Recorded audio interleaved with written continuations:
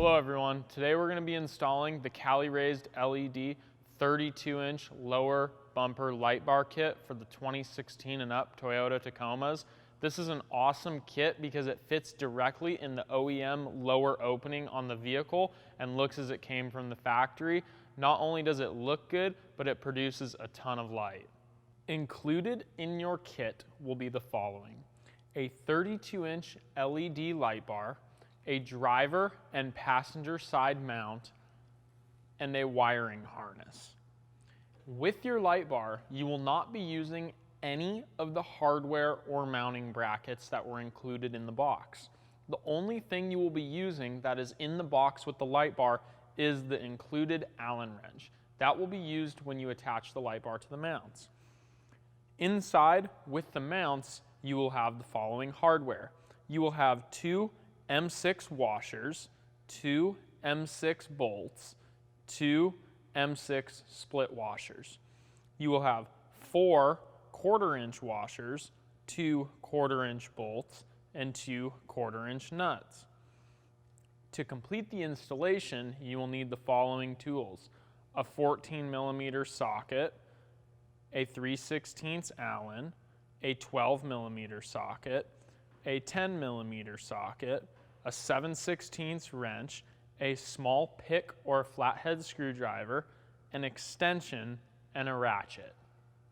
So the first part of this install is going to be to remove the grille from the truck. To do that, we are going to start by removing the two 10mm bolts that are holding it on right here, and then we are going to remove the clips on the side, which we will show you.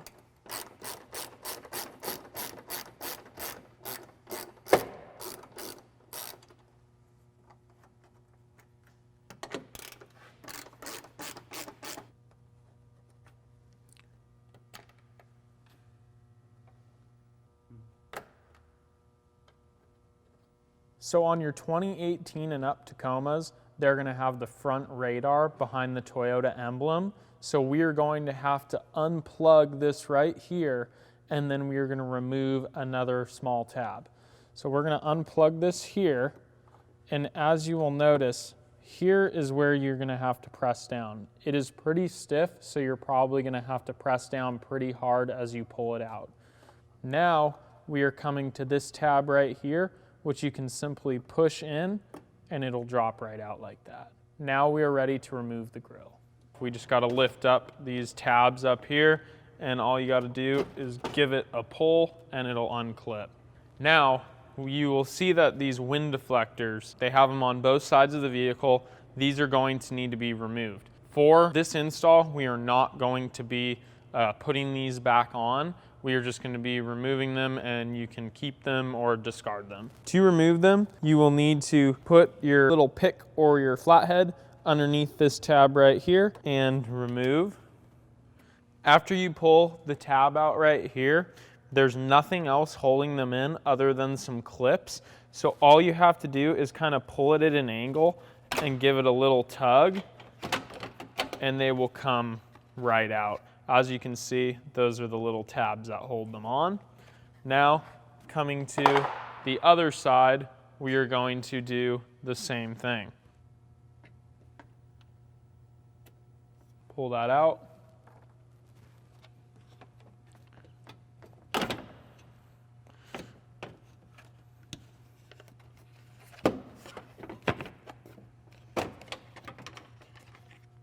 And there they are. So now that we have the wind deflectors removed, we are going to remove these two 12mm bolts. While removing these, typically we like to use an extension because it can be difficult to get your hand down there. Please be careful, as these fins are sharp, and if you hit your hand on them, you can cut yourself.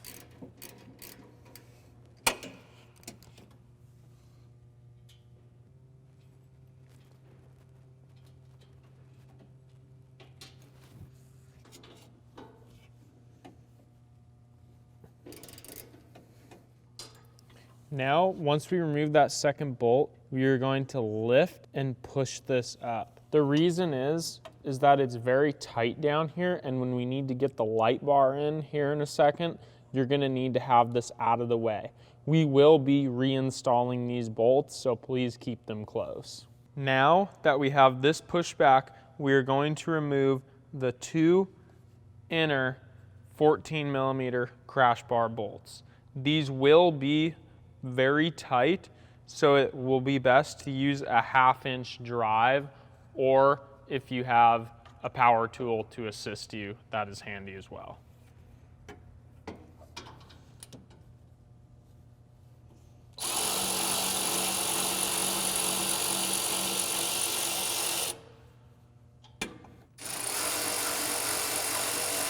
Now it is time to put the light bar in. This is very important because you need to make sure you put the light bar in before attaching the mounts, or else you will not be able to get the light bar in. You have to do all of these things in the order I am doing them so that you do not have to backtrack on the install. You are going to want to put the light bar in with the wire side facing the driver's side of the truck, so that when you go to wire it, everything's on the right side. So what you're going to do is you're going to drop the light bar in on the passenger side, come around, and slide it in just like that. Now that we have the light bar in, we are going to just flip it so that the lens is facing down and let it sit on top of the crash bar. A thing I like to do is take the wire and put it on the side so that it doesn't get caught up in anything as we are installing the mounts. Now we are going to install the Cali Raised LED brackets. We are starting on the passenger side. You will notice the part on the bracket right here is going to fit over the stud that you removed the 14 millimeter nut from. Then the upper part will be installing in the hole that had the clip that held your wind deflectors on. So to do this, we put the mount in sideways, pull it towards the truck, rotate, put it over the hole like that, and then you can just let it set like that. Now we are moving to the driver's side. The brackets are the exact same, just mirrored. So you're going to do the same thing, drop it in, and you're going to spin it so you can get it over the stud. One thing you will notice is I have not tightened anything down yet. The reason is we need to make sure everything is situated properly before tightening everything down, and we need to get all of the bolts in the light and the mounts, because if you tighten one of these mounts down, it will be crooked and it will make the install extremely difficult. So now I have everything situated. I am going to start to loosely attach the brackets to the truck. So I'm going to take the nut and place it back on and just get it to where it is hand tight. You will notice these brackets are slotted, so you will get a lot of adjustment out of it. So that's why we want to make sure that nothing gets tightened down too quickly. We are going to take our 1/4 inch bolt and washers and nut, and we are going to place them inside the upper hole on the mount. So we are going to go bolt, washer, washer, nut. And just like we did on the other one, we're going to go hand tight. So now the bracket is fully attached to the vehicle, and like I said before, you will notice how much up and downward adjustment you get. This is very important because when we are putting the LED bar on, you are going to need to adjust it so the LED bar will fit perfectly in the lower opening of the vehicle. Now that we have both mounts secured to the vehicle, we are going to put the 12 millimeter bolts back in. We want to do it before we install the LED bar on the mounts, because when the light bar is mounted, it's very difficult to get your hand in there to tighten them down. So we're going to go ahead and do it now before we attach the light to the mounts.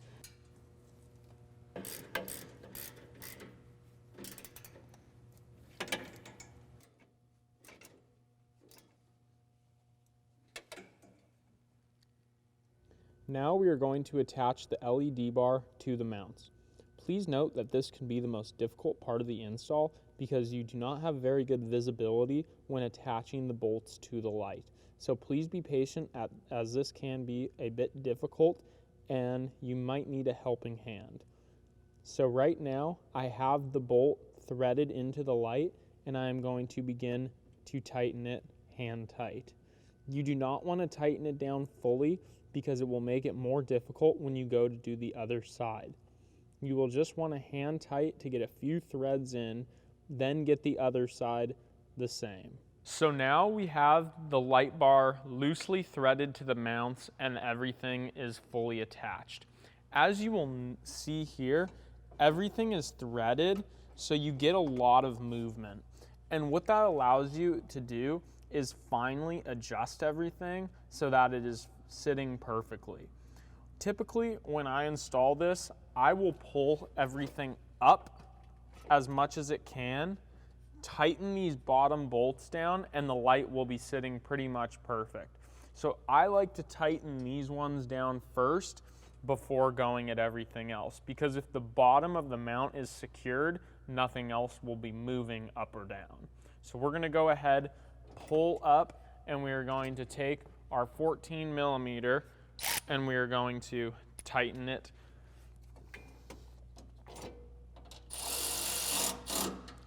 And if you notice that I didn't really fully tighten it, I'm just getting it so that it will hold it secure and not move as I'm adjusting or tightening the rest of the mounts or the light.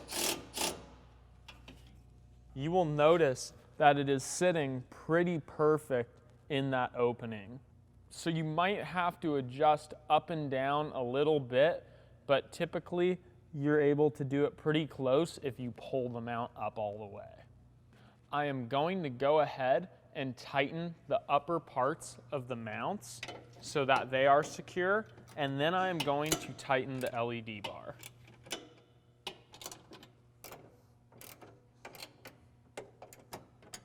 Now we have our mount secured. Please note, we did not fully tighten these lower ones down yet, so you will have to finish tightening these after we tighten down the light bar. Now we are going to make sure our light bar is angled where we want the light to output towards, and then we are going to tighten it down.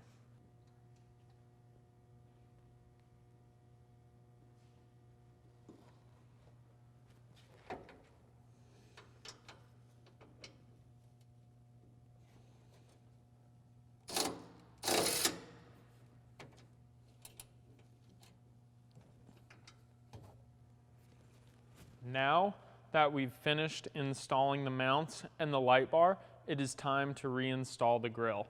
So all you're going to have to do is place the grille back on how it originally was and slide it back over. Make sure that you reconnect your safety sense plug because it will throw a code if you don't. And then we are going to replace our pins and our two 10 millimeter bolts.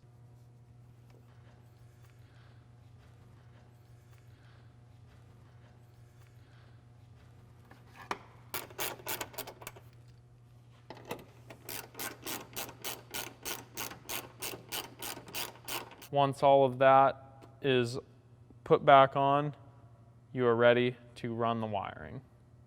A lot of people may not be familiar with wiring, but with the harness that is provided with your Cali Raised LED light bar, it makes it very simple. I'm going to do a quick explanation of the harness before we start running the wires. When you get your harness from Cali Raised LED, it will look just like this. You will have the universal button style switch. You will have the DT plug, which will plug into your light. You will then have your battery connectors, hot and ground, with a fuse and your relay. All of these parts are built into the harness so that you don't have to do any additional wiring. When we run our wiring, typically what we will do is we will start at the light. So starting at the light, will plug in to the plug end of the harness. What we're going to want to do is run the wire down along this channel right here behind the headlight to plug into the light bar. There are several places down here where you can securely zip tie the wiring so that it is not bouncing around. Now that we have the harness plugged into the LED bar and the original lead that goes from the harness to the light fully secured and tucked away cleanly, we're going to run the switch into the cab. If you are using our OEM switch, you will want to cut the harness about right here to run the lead into the cab. If you are going to use the factory switch that came on the harness, you are going to want to unplug this Molex connector so that you can cleanly run through the cab, through the firewall, and replug back in. If you are wiring up our OEM switch, you will want to watch that video separately as we go into detail the wiring configuration and how to set it up. After we run our wires through the firewall, we are going to then connect the battery. You do not want to connect the harness to the battery before, because if any of your wires touch, you could possibly blow the fuse on the harness. So after the harness lead with the switch is run through and fully secured, we are going to then connect the harness to the battery. You will notice on the harness that there are two leads, a red wire and a black wire. The red wire is going to go on the positive terminal on your battery. The black wire is going to go onto the ground. When doing this, you will want to run all the wires on the inside right here, tucked away nicely and zip tied. As you can see, this vehicle already has some accessories on it, so you can see where we have already run some wiring previously for the other accessories. So you will want to make sure that you do a nice clean job of tucking everything away, so not only does it look nice, but it is not cluttered in the engine bay. So now when you're running the wire through your firewall, you have a few different options. We recommend going right alongside here where my pointer finger is. You can take a small X-Acto knife and cut a slit in the boot so that you can push the wire through. You can also pull it aside like that and run the wire through as well, but we recommend going just to the side right here. When the wire comes through, you will have it come through right at the top where those slits are in the carpet. When you're poking the wire through, you might have to reach your hand in there and pull the carpet back a little bit so that the wire can feed through properly. Sometimes it will pop through the carpet itself, but most of the times you're gonna have to pull part of the carpet back to allow the wire to feed right through. Don't worry, the carpet will go all right back, no problem. Now that you have all of your wiring finished, the last part is to get your relay squared away. The relay is quite fragile, so you don't want to just have it banging around under the hood of your truck. You want it to be securely attached somewhere. We make a relay holder that will attach in your engine compartment and allow for the relay to mount directly on it by removing this tab and sliding the relay over. This is a really nice little gadget because it allows you to hold 4 relays really neatly under the hood of the truck. Thank you for watching the video of our Cali Raised LED 32-inch lower bumper light bar kit. Please visit our website, caliraisedled.com. Thanks.